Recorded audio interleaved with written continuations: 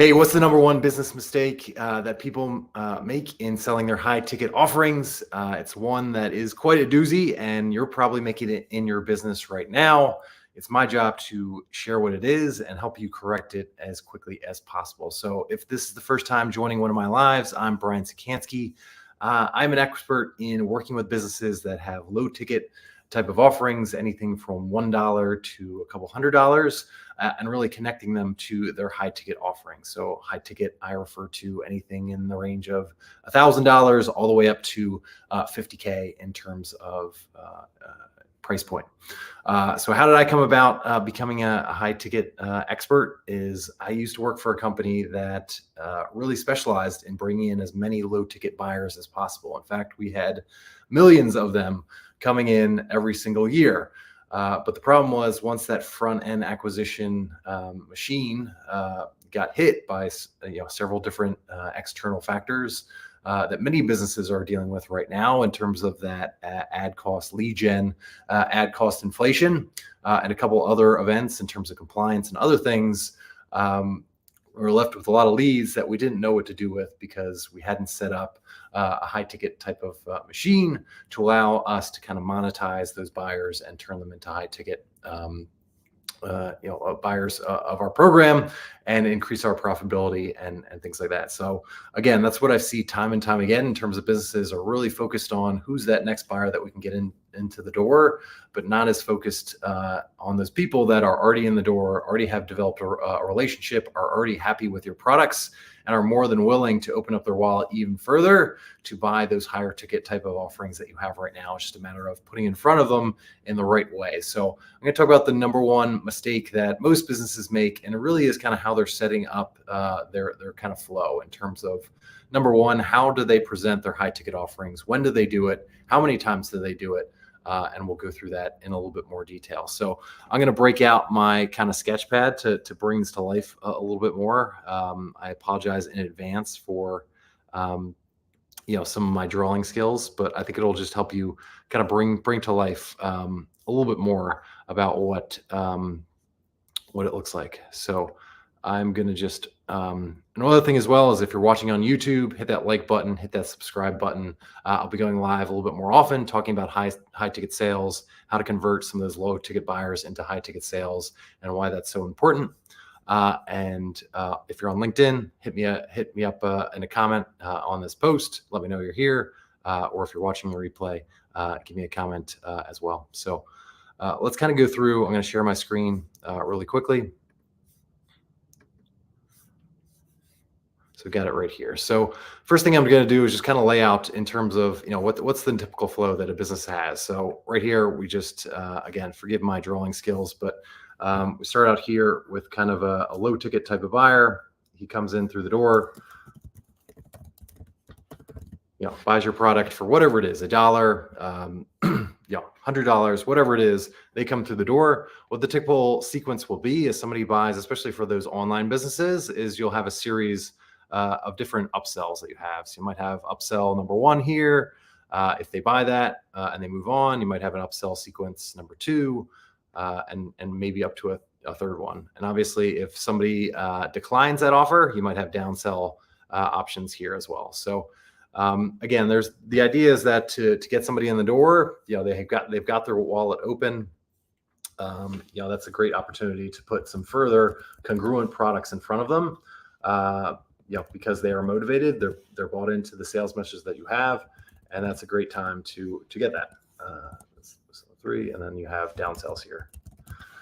So it's all well and good, and this is again, this is where a lot of businesses stop. So again, like if they say no to your upsells and their downsells, like they kind of consider those buyers like almost okay, we're going to give up on them, and then we just go back and try and find more low ticket buyers. For other companies, again, this was the case for the business that I worked with.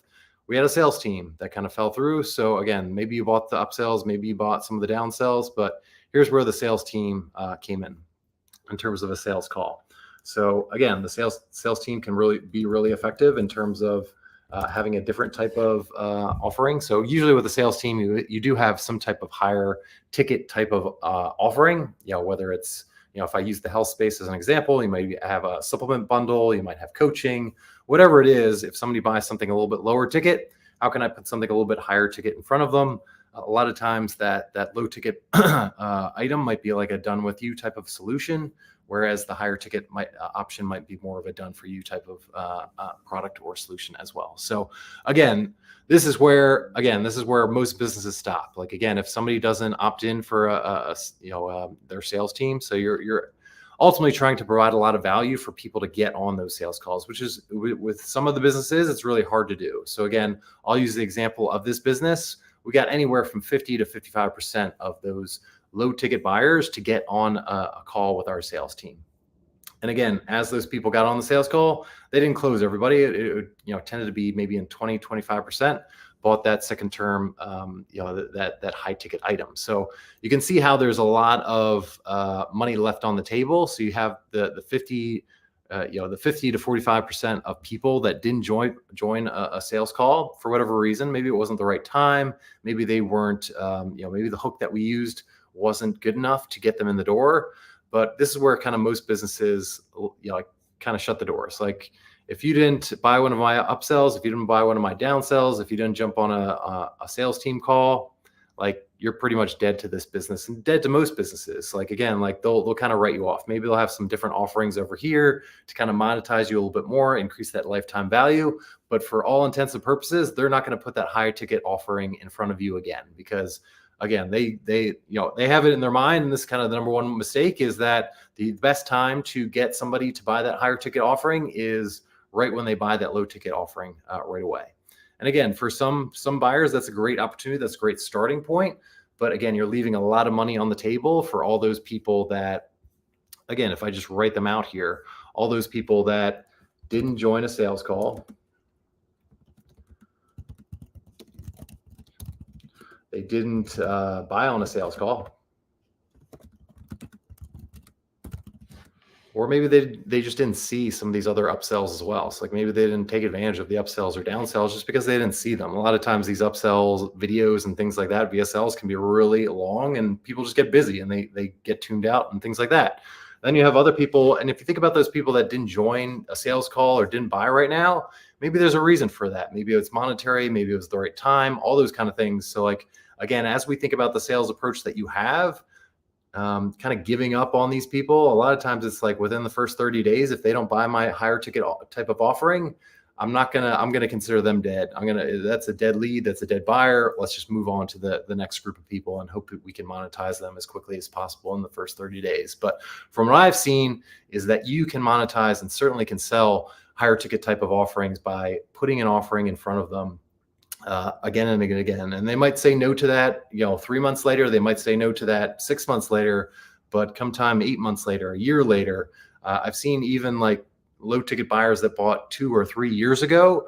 If you put the right offer and the right hook in front of them, they will take advantage of that. They will take advantage of what you're trying to do. So the idea here is really to, as much as possible, think about the lifetime value of your customer. Obviously, service those people as much as possible. Give them a great experience, and they're more than likely, when you put that higher ticket type of offering in front of them, that's the best approach to do it. And again, the other thing that I'll talk about a little bit later in the week is like, what's your approach? Do you always have to get people on sales calls?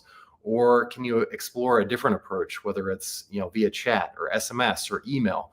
All those things are things that I focus on because there's less friction there. Like, I'm not asking somebody to invest their time.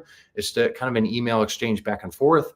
And really the same things that you're doing on a sales call, you can do via email, you can do via chat. And if anything, there's less time pressure, there's less sales pressure, and it leads to even more sales because there isn't, okay, we've got 30 minutes. And at the end of that, we either have to have a yes or no from you in terms of that higher ticket type of offering. Maybe, again, if there's something that is a higher priority in their life, that's an opportunity, certainly via email or chat. I can follow up on that right time. So maybe 6 months is the right time to follow up with them and continue that conversation. And then they're more than likely to buy that higher ticket type of opportunity. So again, as I kind of talk through this, the number one sales mistake, again, in terms of this basic approach of low ticket buyer, upsells, downsells, sales team, getting on a call with the sales team in the first 30 days. If none of that works, we give up on them after that. Like, well, maybe we'll try and monetize them a little bit more with some lower ticket type of offerings. But by and large, most businesses are giving up on their low ticket type buyers if they haven't bought that higher ticket type of offering beyond 30 days.